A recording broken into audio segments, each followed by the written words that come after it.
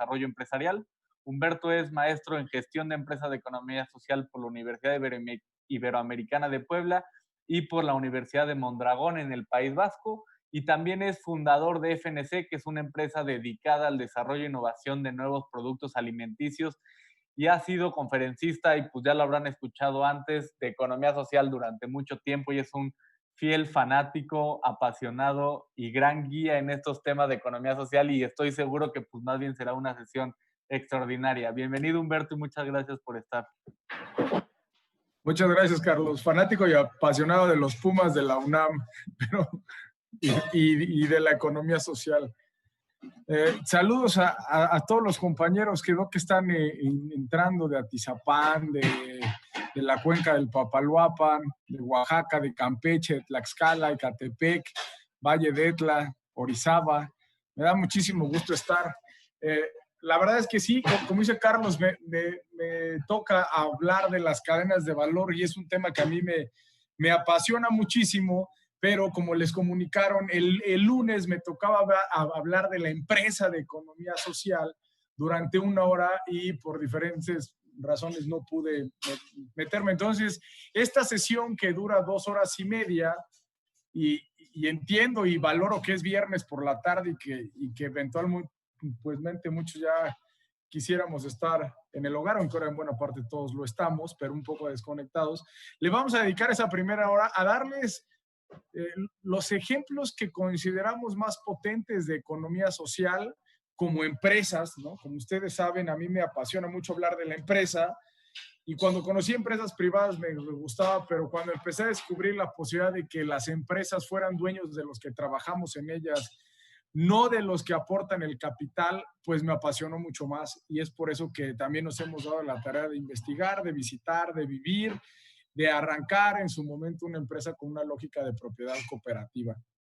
En este sentido, la primera hora se la dedicaremos a eso, a lo que nos correspondía el día lunes, que es hablar de empresas de economía social, pero al final de la historia va muy bien ligado a hablar de las cadenas de valor como un proceso de innovación sistémica, que así es como nos gusta verlo en la economía social, porque definitivamente los ejemplos de empresas que vamos a plantear en la primera hora no serían posibles sin procesos de innovación potentes, que es lo que nos gustaría ver en las empresas que ustedes acompañen desde los nodes. Entonces, me parece que quedó muy bien el hecho que podamos hablar de las empresas y de las cadenas de valor en la misma sesión. Trataré de irme rápido en este primer momento. Después tendremos un break en la primera hora para descansar. Veremos un video que nos promueve la reflexión. Y en la segunda parte platicaremos de cadena de valor para que los que así les interese tener un diálogo al final, antes de irnos pues tranquilamente a arrancar el fin de semana. Me voy a dar la tarea de pasarles una presentación que preparé para este diálogo, que yo le pongo ejemplos de empresas en la economía social en el mundo, e insisto, siempre utilizaré la palabra empresa. Estoy totalmente convencido que si nosotros vemos la economía social desde una lógica así territorial, pero no empezamos a visualizar la lógica empresarial, en un modelo socioeconómico, ya sea público, privado, social, la empresa es el motor que mueve estos modelos, siempre, en todos. En este esquema lo que queremos es, no podemos nosotros hablar de un modelo de mejor distribución de la riqueza si no estamos generando riqueza. O sea, la riqueza no es un tema etéreo que existe. La riqueza es algo que tenemos que generar y vemos en la empresa el mejor modelo para hacerlo. En la economía social, estas empresas son propiedad de la gente que trabajamos en ella. Esto nos rige con unos principios y valores específicos, así es que sí hablaremos de empresas, sí hablaremos de ejemplos de empresa, pero también hablaremos de cómo se vive esa misma empresa que compite en mercados abiertos con productos de alto valor en esa cadena desde una lógica de principios y valores de la economía social. Ustedes se pensarán, y seguramente muchos de ustedes lo conocen, ¿no? Cuando buscas principios y valores de la economía social, pues los que estudiamos esto te sacan un decálogo ahí, o en este caso son 7, 6, 5. La verdad es que yo siempre les digo que ustedes hagan el ejercicio en su NODES, en su institución o en las empresas que van a promover en su territorio, que verdaderamente se cierren los ojos y se imaginen que van entrando a esa empresa con todos los socios de la empresa y en esa entrada ustedes ven una pared donde están escritos sus principios y valores. Y que esos principios y valores son la estrategia que, como decía un maestro, pase lo que pase y así se esté cayendo todo, o hay un huracán, crisis o te esté yendo extraordinariamente bien, tienes que voltear a ver esos principios y valores. Yo les voy a poner los ejemplos que si ustedes buscan, pues aparecen, ¿no? La Alianza Cooperativa Internacional plantea como los valores, principios y valores estos 7.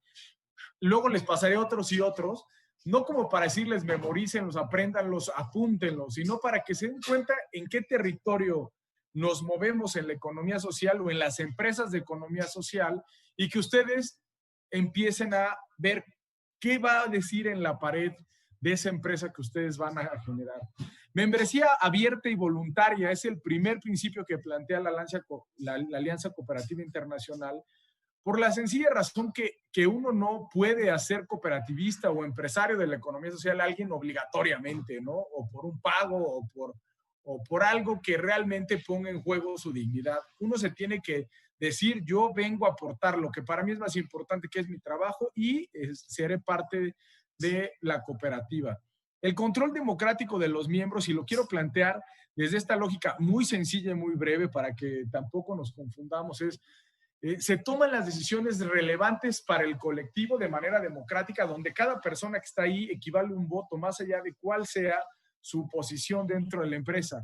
Lo cual no significa que si yo soy de director de producción de la empresa y que en este momento tengo que mandar 200 cajas de algo y se descompuso la máquina y tengo que decidir rentar otra para entregar esto, yo no lo vaya a hacer. Es decir, las empresas en esa estructura tienen que tener gente profesional capaz de tomar decisiones operativas, ya sean ventas, calidad, operaciones, con su experiencia y que eventualmente lo ponga sobre la mesa sus decisiones. Las decisiones que se toman de manera democrática son esas, ¿no? Oye, hay un excedente de riqueza, ¿qué vamos a hacer? ¿Poner una escuela, limpiar el río, distribuirlo entre nosotros? ¿Qué vamos a hacer? Oye, hay un problema, tenemos que vender esta máquina para poderle pagar a los demás. ¿Se vende? ¿No se vende? Lo decidimos. Es decir, no todas las decisiones se tienen que llevar a la asamblea, se toman las que son relevantes para el colectivo. Cuando hablamos de la participación económica de los miembros, es eso, nosotros tenemos una labor específica que si hay una aportación que todos aportaron 1,000, 2,000, 10,000 pesos, pues si quieres la tienes que hacer. Pero lo más importante en esta participación económica es que nosotros somos persona y tenemos lo más importante que es aportar nuestro trabajo. Es decir, uno se compromete que con los talentos y habilidades que cada uno tiene, va a ir ahí a trabajar con la misma fuerza e ímpetu que todos los demás. Esto no implica, y esto lo reitero también, que todos en la cooperativa ganen lo mismo. Hay un director de operaciones, hay un director de ventas, hay una persona que es supervisora, hay un operativo, es decir, ahí mismo tenemos escalas, no todos ganan lo mismo, pero a la hora de votar y decidir sobre la distribución, sí todos tendríamos el mismo peso. Autonomía e independencia, si se fijaron, para nosotros es muy importante que los nodes tengan esta autonomía e independencia, ¿no? En la primera sesión que teníamos decía, bueno, pero ¿de quién dependemos los nodes? No, los nodes no dependen de nadie, ustedes son autónomos e independientes. No podemos promover nosotros la economía social desde el INAE si no estamos promoviendo esos principios y valores en ustedes. Es decir, ustedes son autonomía de gestión, deciden cuáles son los elementos que más les gusta aportar o no, y en ese sentido ustedes deciden totalmente. Algo que nosotros promovemos mucho es la educación, la formación en la información. Ustedes saben que antes el INAE operaba de cierta forma con un programa de subsidios. Ahora, todos los que trabajamos en el INAE estamos el día de hoy aquí poniendo nuestra fuerza en tratar de transmitir conceptos que ustedes aprendan y puedan transmitirlos en su territorio al sector social de la economía.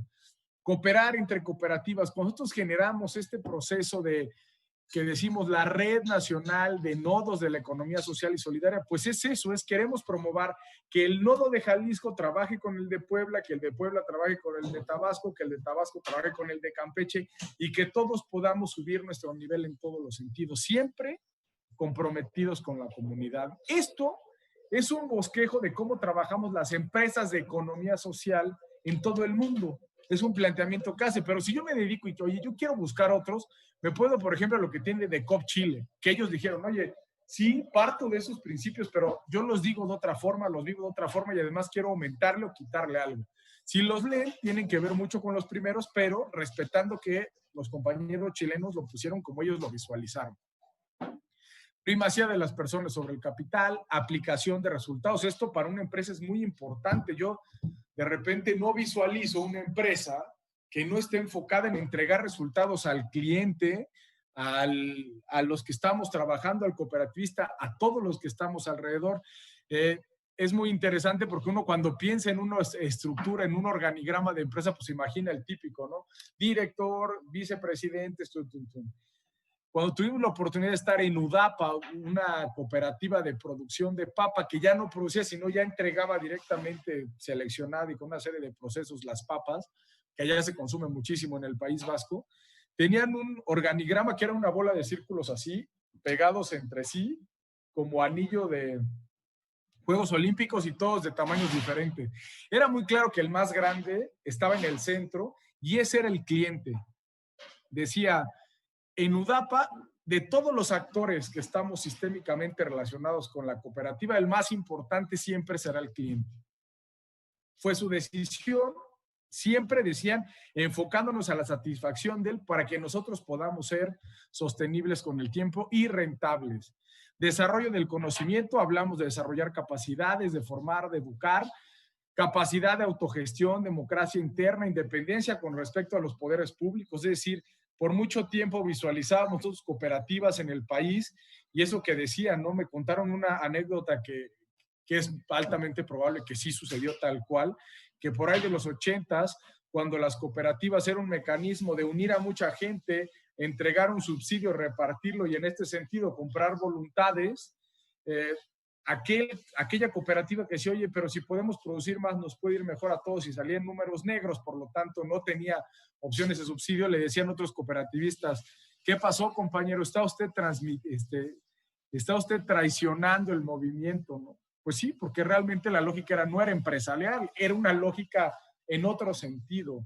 No, nosotros no queremos eso, queremos que las cooperativas sean independientes, autónomas, autogestivas y que generen su propia rentabilidad. Promoción de la igualdad, desarrollo y fomento de la cooperación y responsabilidad y compromiso con el medio ambiente.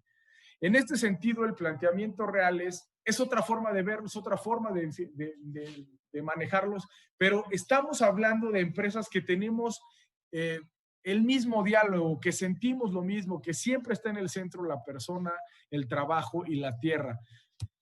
Otro ejemplo que ya les platicó a Andrés el día lunes, pero quiero retomarlo porque me gustó mucho el día que yo vi sus principios y valores de los compañeros celtales que están en Chilón, Chiapas, porque decían, a ver, de entrada para nosotros no son 6, o sea, para nosotros no son 7 ni 10, son 6, ¿no?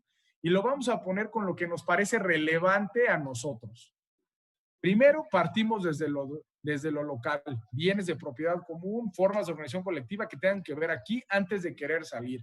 Muy respetable el día de hoy, como ya les platicó, tienen cafeterías en varios estados de la República. 2, muy importante, y esto lo remarco porque no lo decían los anteriores, pero para ellos dijeron, no vamos a hacer una empresa si no vamos a perseguir la viabilidad económica. Ya no tiene sentido, o sea, no tiene sentido que nos juntemos aquí todos los domingos a hablar de una asamblea si al momento de repartir todos andamos viendo y sufriendo por qué está pasando. Tiene que ser viable económicamente la empresa. 3, esto me encanta porque dicen, tenemos que impactar el bienestar de sus pobladores desde la cosmovisión real del pueblo celtal, que es el buen vivir.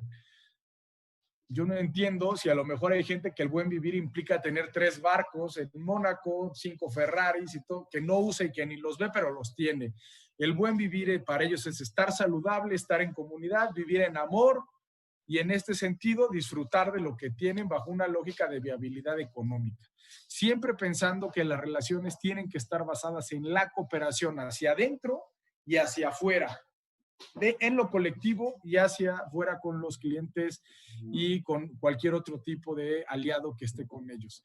buscar relaciones más humanas, de confianza. Sí se firman contratos, pero ante todo tenemos confianza entre los humanos y para ellos claramente la formación, la educación cooperativa y desarrollo de capacidades empresariales están en el centro del modelo. Es otra forma que lo ven ellos.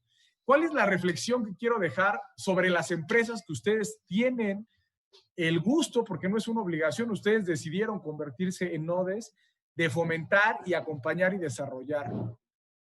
¿Cuáles van a ser? Es el planteamiento que esta es la hoja en blanco que les quiero dejar. Ustedes tienen que agarrar y ver cómo van a ser los principios y valores de sus nodes o qué principios y valores van a escuchar, ¿no?, a toda esa cooperativa, a todo ese grupo que tienen. ¿Cuáles ustedes, productores, cooperativa, de ahorro, de crédito, de la que sea, cuál va a ser la lógica que quieren ver plasmada en esa entrada a la puerta, que todos los días lo vean y sepan que pase lo que pase, ustedes siempre estarán regidos por esos principios y valores? Esto no es menor hacerlo desde el primer día, porque es lo que nos va a regir. Y nosotros, como empresa de economía social, como ya vieron en estos 3 ejemplos, tenemos mecanismos rectores diferentes, porque la propiedad es de los que trabajamos, no del capital. Y estamos aquí para generar bienestar en los que estamos trabajando como humanos, pero para eso también dependemos de una rentabilidad económica, mismos que en el proceso de capital es en lo que piensan de manera primordial. Quédense esta hoja en blanco, reflexiónenla, porque la tendrán que ir formando a lo largo del tiempo, pero que cuando la tengan quede muy, muy sólida. Estamos entrando a la empresa, pero quise hablar de principios y valores antes, porque es vital cuando pasemos a los ejemplos entender que las empresas de economía social viven de otra forma. Pensarán ustedes, estas empresas que respetan a la gente, que se toman de manera democrática, pues estamos hablando de empresas pequeñas, ¿no? ¿Cómo se pondrán de acuerdo más de 10 personas, de 5, 300?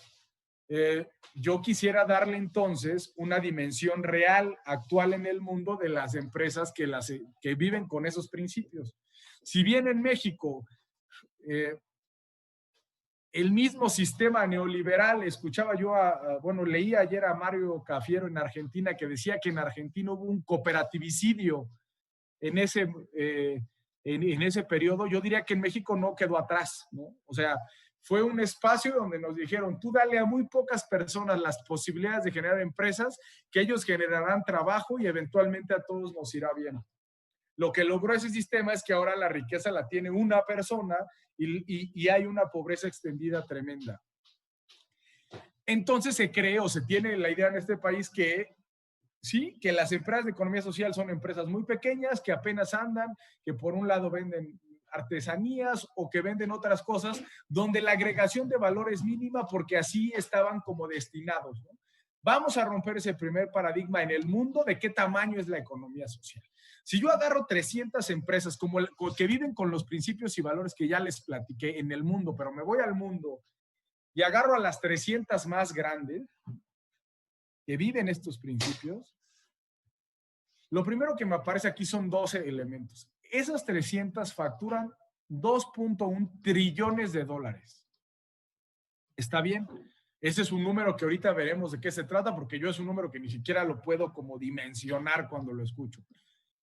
El segundo paradigma que quiero romper aquí es que tenemos la idea que las cooperativas, y ayer estuvimos en una reunión con una compañera, igual que me dio gusto que pudiera romper ese paradigma, porque decía, sí, las cooperativas, las agrícolas. A ver, sí, pero regresamos, es un paradigma. Sí la hay, si se fijan, una tercera parte de las 300 cooperativas más grandes del mundo, es decir, 100, son de agricultura e industrias alimentarias, pero otra tercera parte son mutuales y cooperativas de seguros. Una buena parte son tiendas de conveniencia y tiendas de mayoristas. Otra buena parte son banca social, cooperativas de ahorro y préstamo. Hay industria, sí, hay empresas cooperativas que están generando procesos industriales importantes.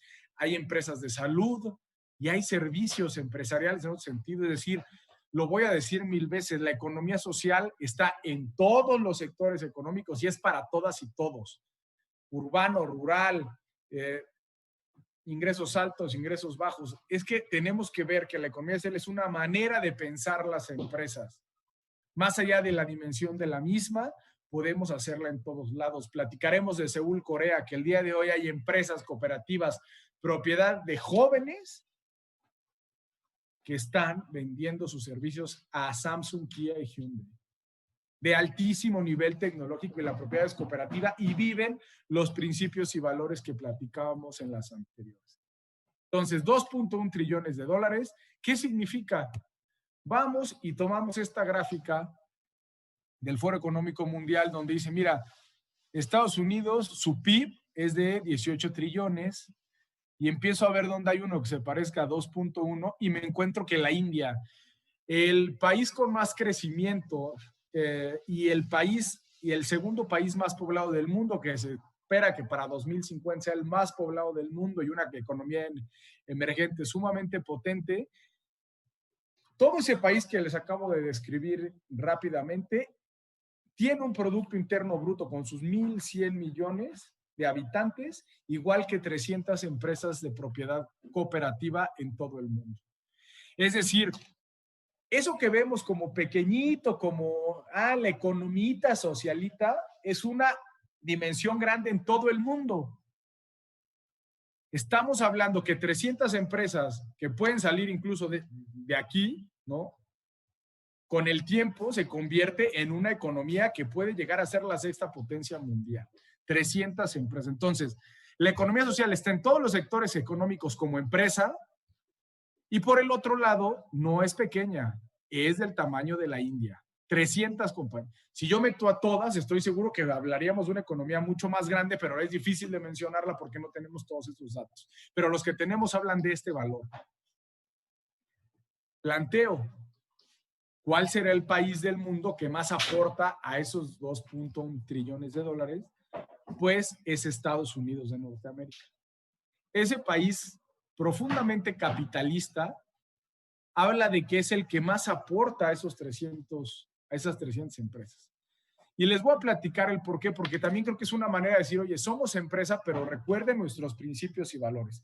Las empresas de economía social surgen en primera instancia para resolver problemáticas sociales, pero como esas problemáticas no se pueden resolver sin rentabilidad económica, eso viene después. Pero nacen para resolver esa problemática social. En Estados Unidos de América hay esta aportación, que es un número grande, pero también es una economía muy grande. Estamos hablando de 4 o 5% del total, siendo que en Francia pues es hasta el 17% del total de su economía. Es decir, en la dimensión de Francia aporta mucho más para Francia el cooperativismo, y en Estados Unidos es muy poco, pero como es muy grande, es mucho. Sale de dos fuentes específicamente. La primera es la generación cooperativa de energía eléctrica, porque en los territorios más lejanos, que empezaron como comunidades pequeñas hace muchos años, el capital no iba a invertir ahí porque no les era rentable. Así como ahora los bancos no van a las zonas marginadas de México porque no les es rentable, en aquel entonces las empresas de producción eléctrica no iban porque no era rentable, su capital no le iba a dejar capital de regreso. Entonces la gente se empezó a organizar y empezó a hacer empresas de propiedad de los que consumían y producían la energía para tener energía porque no tenían.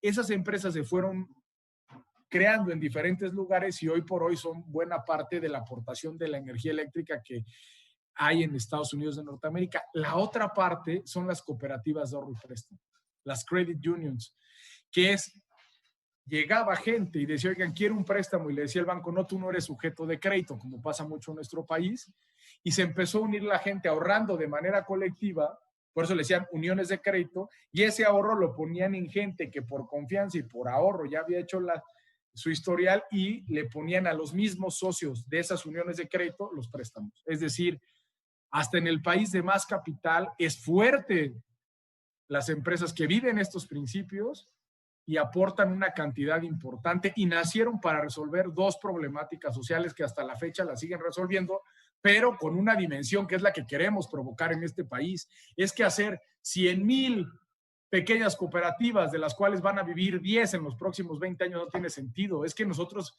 si cada uno de los nodes 55 inscritos que están hoy aquí se dieran a la tarea de hacer una empresa que resolviera una problemática territorial, que en 20 años tuviera estas dimensiones, este país va a ser absolutamente diferente, mucho mejor, en muchos sentidos. Pero esa responsabilidad ustedes decidieron tomarla y es por eso que estamos aquí promoviendo que se haga de esta forma.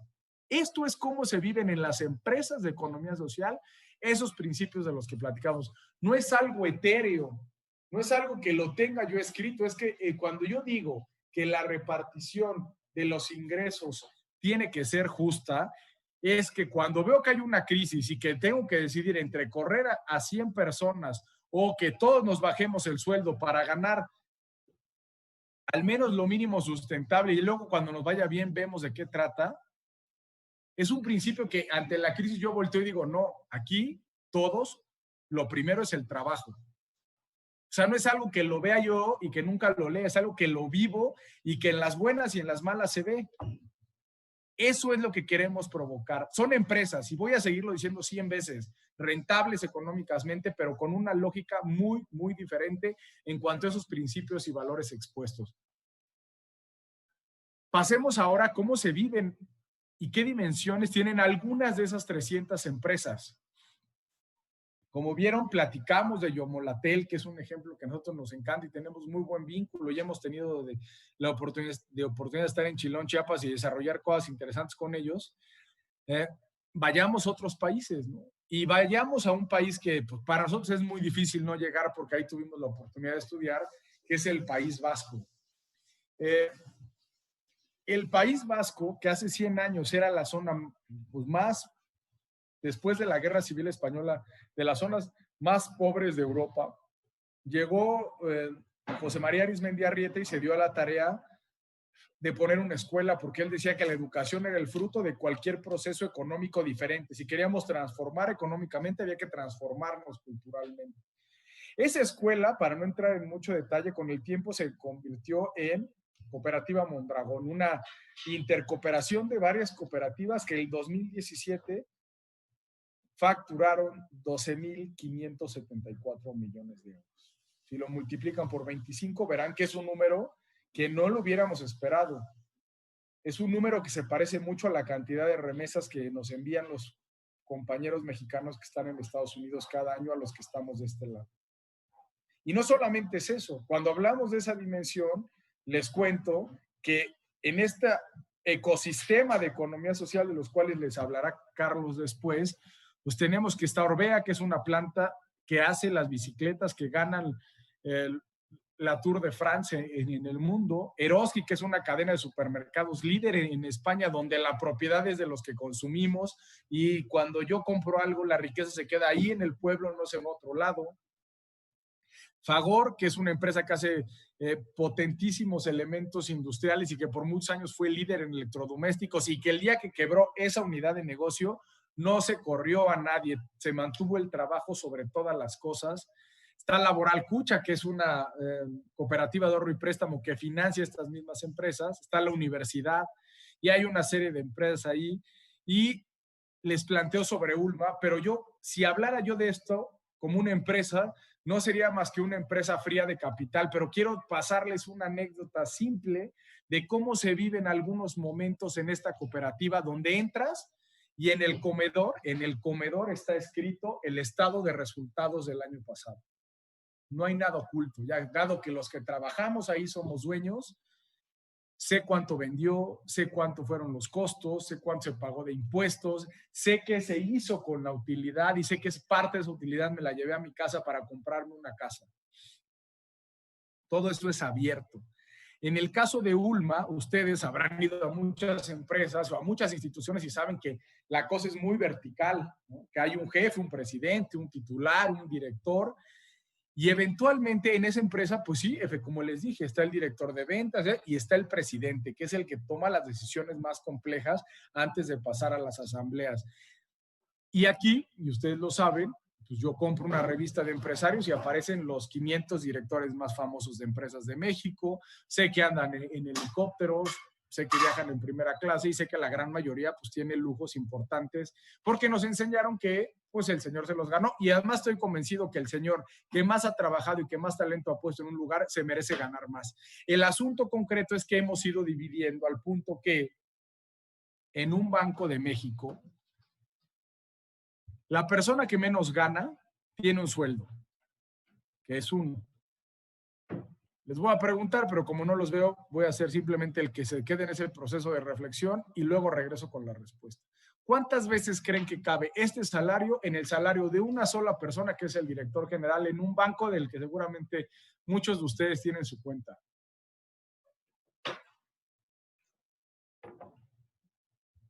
8,000 veces. Lo que quiero yo decir es que en las empresas de capital, mientras la persona que menos gana 4,000 pesos mensuales, el que más gana no se va el día 30 sin 32 millones de pesos en su bolsa. ¿Se puede esto? Porque como dijera Juan, porque se puede, porque el dueño decide que así es. En el caso de las empresas de economía social, no. En el caso de estas empresas, se decide desde antes que en los principios y valores no va a haber estos rangos. Que el que menos gana, ganará uno y el que más gana, ganará 7 veces eso. Esto implica que el que menos gana, gana 20,000 y el que más gana, gana 140,000. Es decir, no todos ganan lo mismo, pero la diferencia no es tan abismal. ¿Cómo se ve esto en la vida cotidiana? Tuvimos la oportunidad de estar en Ulma, que yo la conozco porque vale la pena decir, es de las empresas líderes mundiales de empaque de alimentos, o sea, de máquinas de empaque de alimentos, es líder mundial en aceros dúctiles para generar estructuras gigantes como los edificios de Dubái o tecnologías más sofisticadas de ingeniería civil, y tiene liderazgo también, me parece que en sistemas de riego o algo por el estilo. O sea, es una empresa que compite con los mejores. El día que nos toca conocer al presidente de Ulma, estábamos todos esperando afuera porque a las 4:02 de la tarde, raro, en el País Vasco no había comenzado porque la cita era a las 4, y llega un coche, ni un coche ni muy grande, ni muy chico, ni lujoso, ni viejo, ni nuevo, es un coche correcto, 2, 3 rayones, y se acerca un señor con pantalón de mezclilla, una chamarrita muy correcta, y me dice, oigan, aquí es una junta que tenemos con unos mexicanos. Y dije, pues yo no sé con quién venga usted, yo vengo con el presidente de Ulma. Yo acostumbrado que en una empresa en la que yo trabajé, yo sabía que el director general llegaba todos los días en helicóptero. Me dice, a ver, espérenme un momento y una disculpa por llegar tarde, pero tengo que estacionarme del otro lado porque a esta hora no hay estacionamiento. El señor se atraviesa, viene caminando y efectivamente era el presidente de Ulma. Una persona sumamente capaz, entendiendo los negocios, las unidades de negocio, pero que vivía con una lógica sumamente distinta a los otros presidentes de empresas que yo había conocido. Y llega un momento que algún compañero con el morbo natural, porque teníamos otra concepción, ¿no? Y yo digo que cuando hacemos empresas de economía social tenemos que vivir muchos momentos y decir, oye, esto sí se puede. No es que me lo venga aquí de Linares a decirme que se puede. O sea, tenemos que irlo caminando todos los días. Y de repente le preguntan, oigan, ¿y por qué razón usted no se ha ido a trabajar a otro lado donde ganaría mucho más, ¿no? O sea, ganaría 100 veces más lo de aquí. Y él guarda un silencio profundo que quiero promover con ustedes como un espacio de reflexión cuando él contesta con mucha claridad. ¿Y yo por qué me habría de ir de aquí si esta es mi empresa? Esta es la empresa donde yo tengo mi participación, donde yo voto, donde yo decido, que me da un ingreso y que además me hace sentir orgulloso de lo que soy, porque como él nos los decía, porque mis amigos de cuadrilla seguimos viviendo en el mismo edificio, nuestros hijos nacieron en el mismo hospital cooperativo, están bien, van a las mismas escuelas, vamos de vacaciones todos juntos, todos tenemos las mismas oportunidades, puedo ir a ver a la abuela en bicicleta los fines de semana. ¿Por qué me voy a ir yo de aquí? Y ahí entendí que los principios y valores de la economía social no solamente están en la puerta, sino que se traen en el corazón, en el alma y en la cabeza. Si nosotros no tenemos la capacidad de generar empresas que vendan 12,500 millones de euros y que además la gente se viva así, estamos yendo por otro camino. Lo que queremos promover es que no dejen de ver ustedes que tenemos que generar en esos lugares, en esos nodos, empresas de dimensiones grandes, a ver, entendiendo que pueden ser para de aquí a no sé cuántos años, pero que la gente viva con bienestar y que seamos un mundo mucho más equitativo con elementos positivos, equitativos para todos. Así se ve Mondragón. Cuando yo les pregunto a ustedes, a todos los que estamos conectados, ¿quién de ustedes tiene una tarjeta bancaria? Muchos de ustedes tienen. Si yo les preguntara a ustedes que dicen yo tengo una tarjeta bancaria, no todos, también estoy seguro de eso, ¿qué pasaría? Y les digo que estoy seguro porque en este país nos falta inclusión financiera. La estadística dice que no todos estamos incluidos financieramente y eso en otros países ha demostrado que es la herramienta principal para la reducción de desigualdad. Pero si les pregunto, de esa tarjeta que ustedes tienen, ¿son dueños de ese banco? Estarán pensando claramente que es una pregunta capciosa. ¿Cómo va a ser dueño de ese banco? En Alemania, si yo hago una pregunta en un foro de 100 personas y les pregunto quién tiene una tarjeta, y puede haber niños, adultos, mayores, de en cualquier lugar de Alemania, el 100% de la gente levanta la mano. Porque allá naces, tienes tu acta de nacimiento, te hacen un código que es ya desde ese momento, tienes una cuenta de ahorros en la cual puedes ir ahorrando toda tu vida. Es decir, la inclusión financiera es del 100% en Alemania. Y si yo les preguntara, yo soy, ¿quién es dueño de su banco o de su caja o de su cooperativa? ¿Quién es socio? ¿Quién tiene capacidad de decidir dónde se meten esos fondos? De inmediato, 76 personas me dirían que ellos sí. 50 estarían en la caja de ahorro municipal, que es propiedad de la municipalidad y de los socios, y otras 24 o 25 personas me dirían que están en una cooperativa de ahorro y préstamo. ¿Qué implica que haya este tipo de empresas financieras? Pues implica que, que ahí el ahorro de la gente que empezó a ahorrar desde que eran unos niños,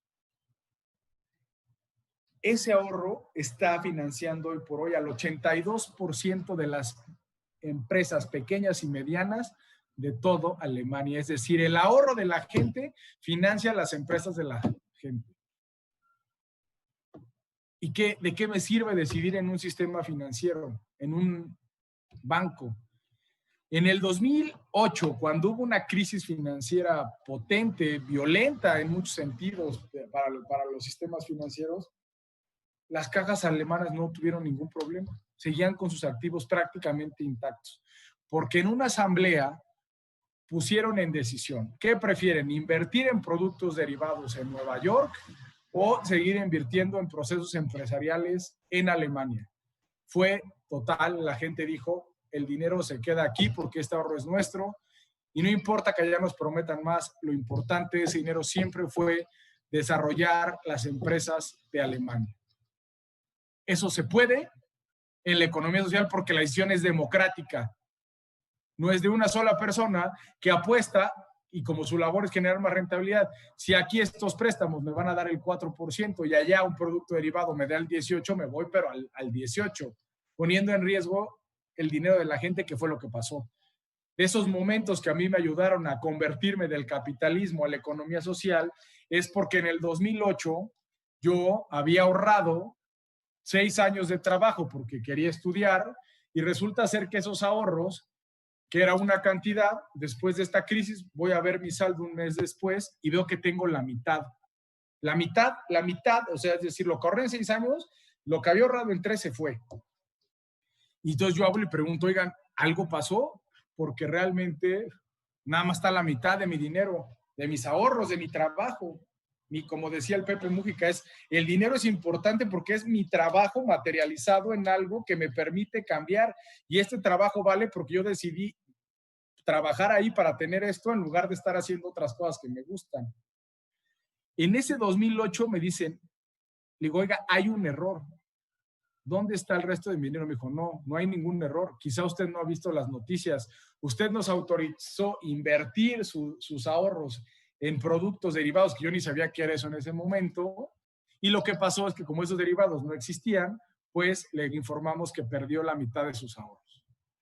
Yo prefiero un sistema financiero donde sepa que este ahorro que fue producto de mi trabajo se ahorre en un empresario que estoy viendo aquí enfrente. Y si esa empresa se rige de manera democrática, igual que mi caja, pues eventualmente quiero ver mucho más de eso. Decidir más sobre lo que hago y sobre lo que aporto, que es lo más valioso que tengo, que es mi trabajo, que me hace ser humano en muchos sentidos. Esto es un sistema financiero, esto es una empresa financiera de propiedad social que tiene los principios y valores de los que platicamos. Ya vimos empresas industriales, ya vimos empresas financieras. Me encanta este caso que es una empresa financiera, pero bajo esta lógica de respeto y a la autonomía, el caso de Desjardins me gusta porque es una empresa cooperativa financiera, es decir, que capta ahorro y pone préstamos en sus socios.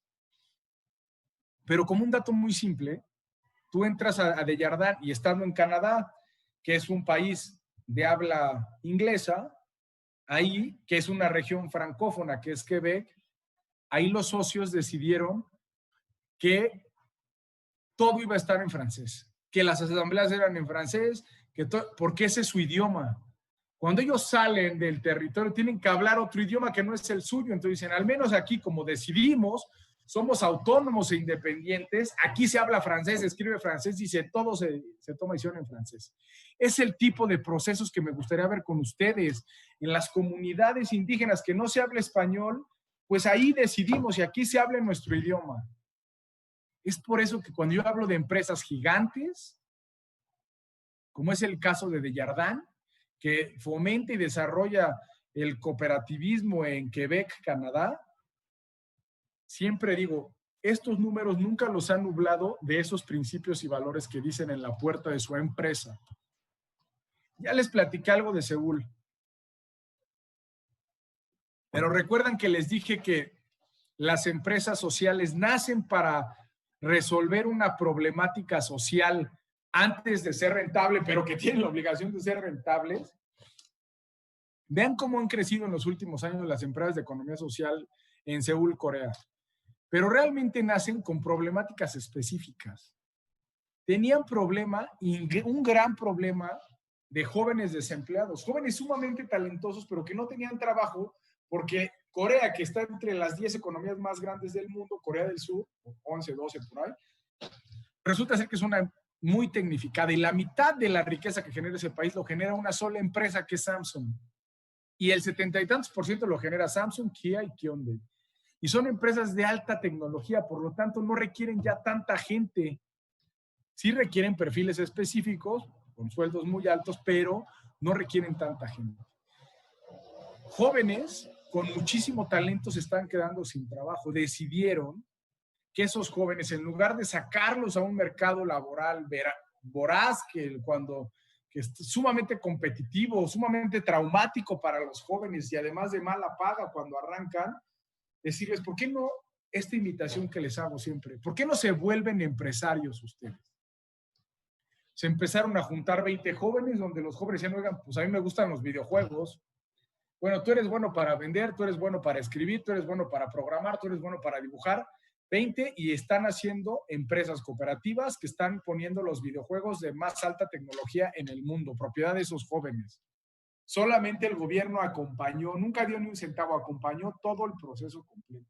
El día de hoy, con este crecimiento que les hablaba, se están resolviendo el problema del desempleo juvenil. Pero este empleo, o sea, ni siquiera a mí me pareció tan gravoso este problema cuando me explicaron de qué se trataba el problema de la vivienda en Seúl, Corea. Voy a ponerlo en términos muy claros. Corea del Sur completo cabe 20 veces en México. 20 veces.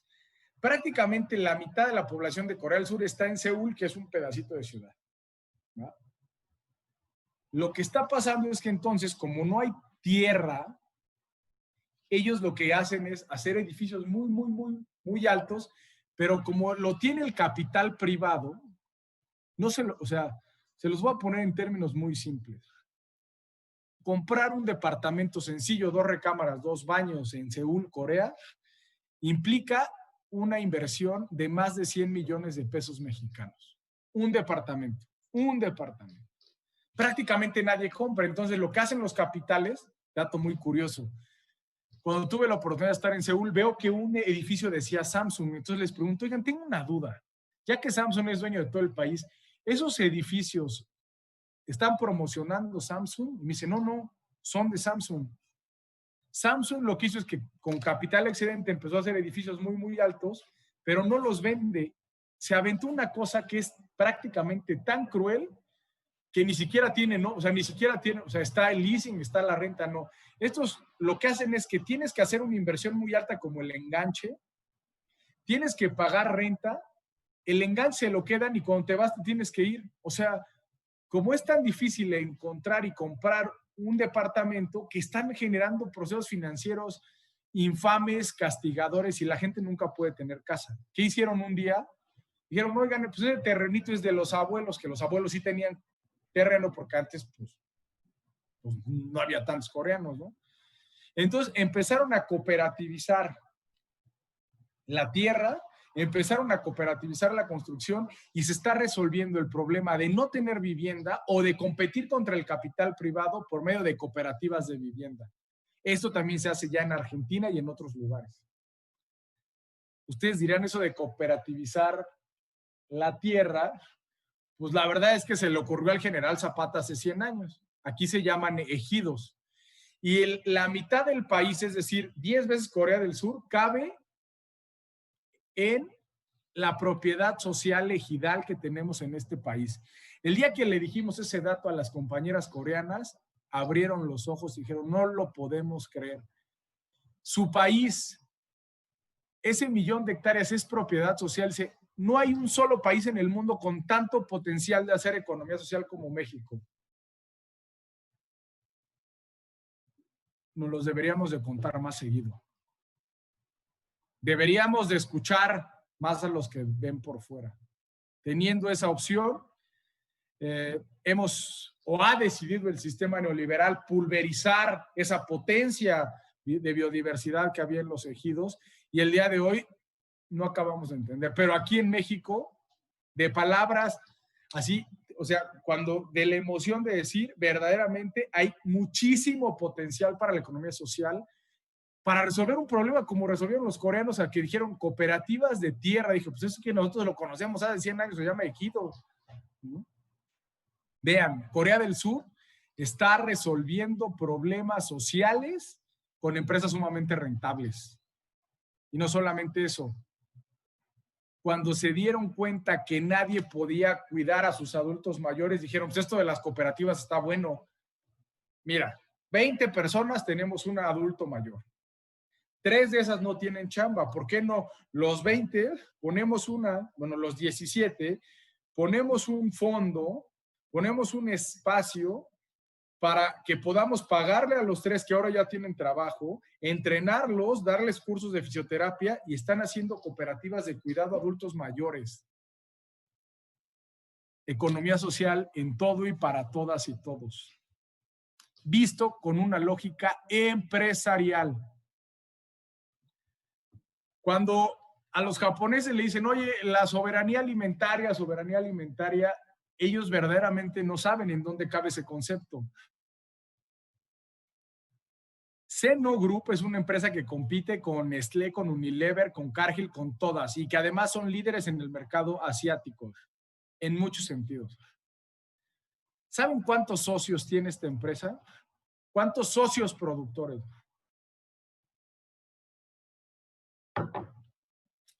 10.6 millones de socios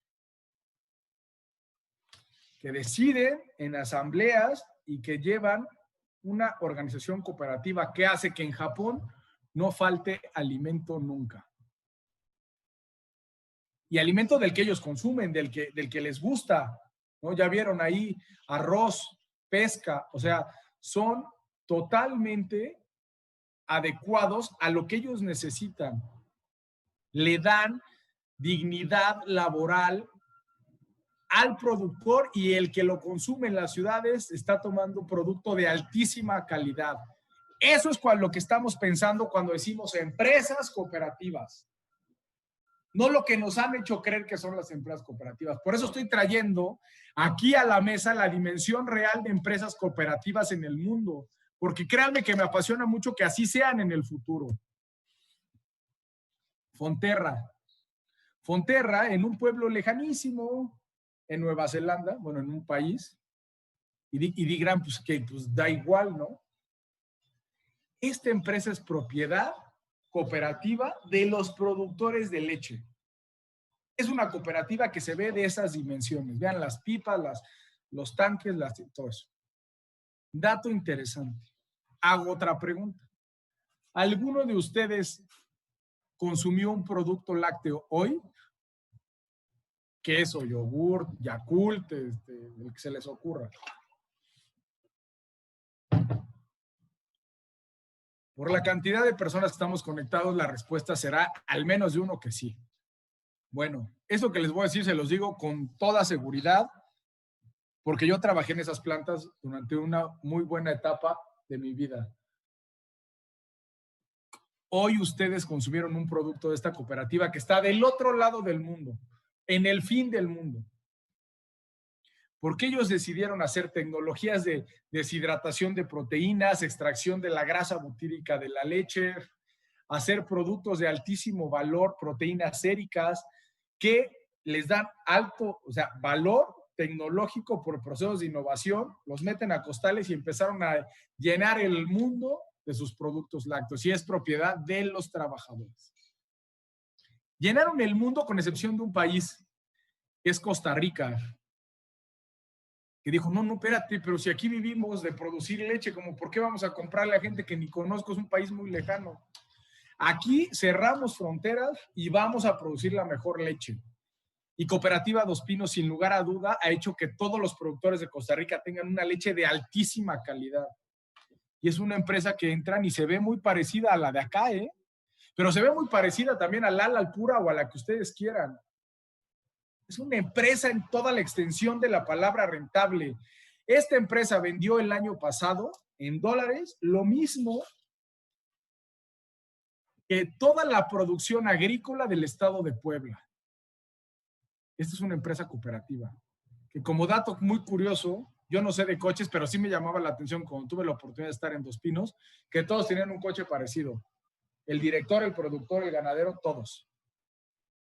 Eso es una empresa en toda la extensión de la palabra que fomenta procesos de mucho mejor distribución de la riqueza. A este tipo de empresas quiero encaminarlos. Como ya les comenté, México es un país de extraordinario potencial, y aquellos que se pregunten ¿dónde va a estar el financiamiento de las empresas? No todo es trabajo, tienen razón.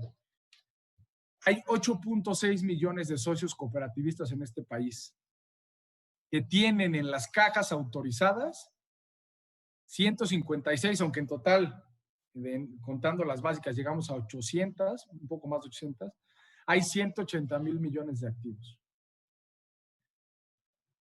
En liquidez aproximado tienen, porque los demás, los activos son los activos, pero de estos activos hay una parte que es liquidez, que están dispuestos a poner en el crédito de generación de empresas de economía social, porque estas empresas son empresas de economía social.